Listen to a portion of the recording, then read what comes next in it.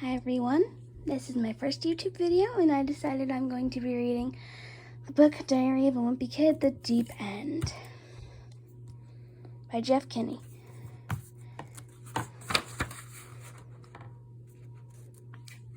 Maybe I should put it to Ryan.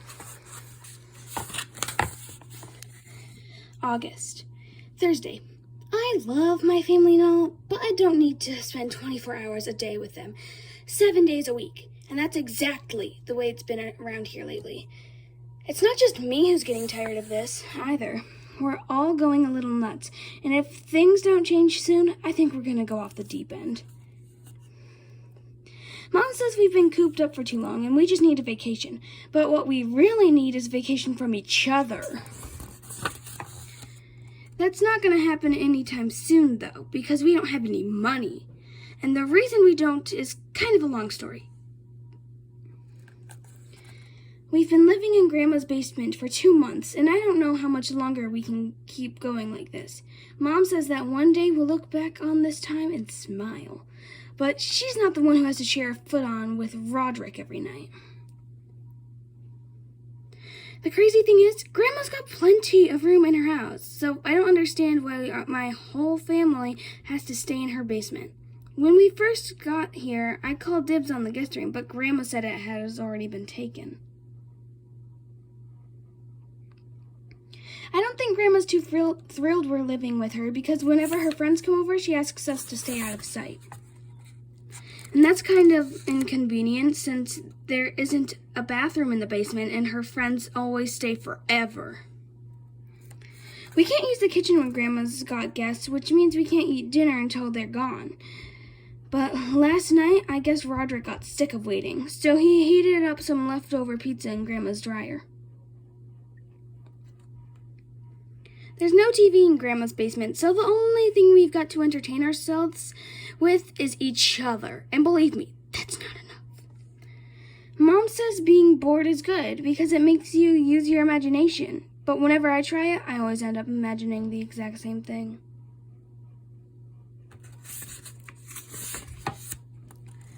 Something that's making the situation a lot harder is that Dad is working from home this summer, which means he's always around. And whenever Dad has a meeting, the rest of us has to pretend we're not there. But that's not always easy to do, especially when you've got a 3-year-old in the family. Most of the time, I just try to keep myself busy. Grandma's got stacks of puzzles down in the basement, and I've done a few of them myself. But Mom always lets Manny put in the last piece to make him feel important. If you ask me, I don't think Mom's doing Manny any favors by babying him, and it's gotten a lot worse since we started living in Grandma's. Sometimes after dinner, we'll play a board game as a family, but Manny can't handle complicated rules, so we always end up playing a game that doesn't require any skill. Sleds and rainbows, no tears. We have to go to bed before it's even dark outside because we're all on Manny's schedule. These days, Manny's favorite bedtime story is a Noah's Ark picture book. It's about this guy who hears it's gonna rain for a really long time, so he builds a giant boat to ride out the storm with a bunch of animals. The illustration in Manny's book are all cartoons, and they make it look like a flood that wiped out half the earth was kind of fun. But I guess if the drawings were more realistic, parents wouldn't be buying it for their preschoolers.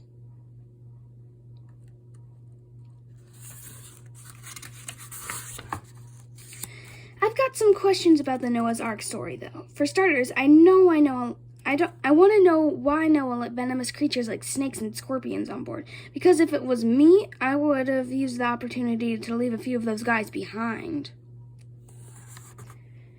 And then I would have used the extra space for more of the good animals like puppies and hedgehogs and those pygmy hippopotamus.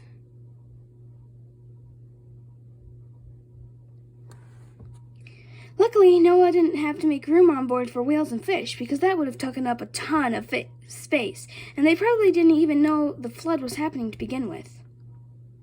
But it doesn't make a lot of sense that Noah let birds on the ark since they could have just flown, and I bet he regretted that decision right away.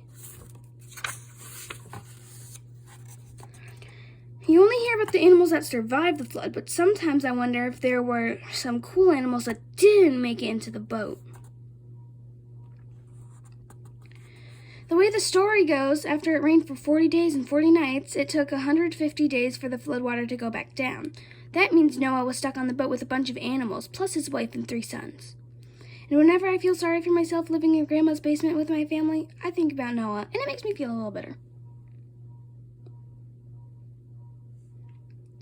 Mom keeps saying she's glad we're all together now because she feels like time has slowed down.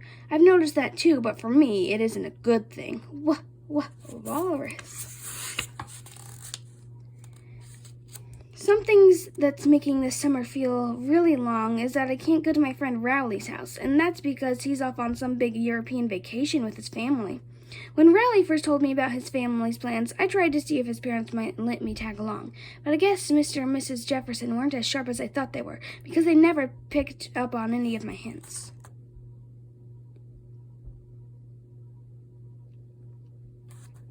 So now Rowley's probably off having the time of his life while I'm stuck doing 500-piece puzzles in my grandmother's basement.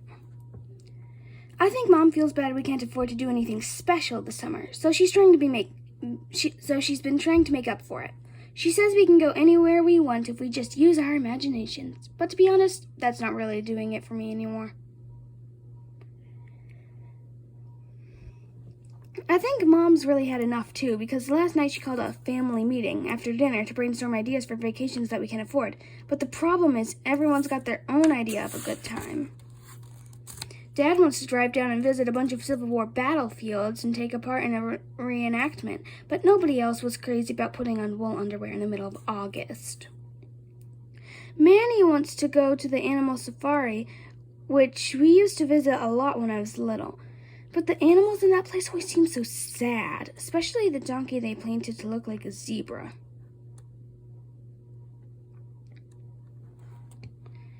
Mom said we could save money by staying close to home and visiting places in our own community, but I've gone on enough school field trips to feel like I know this town inside and out.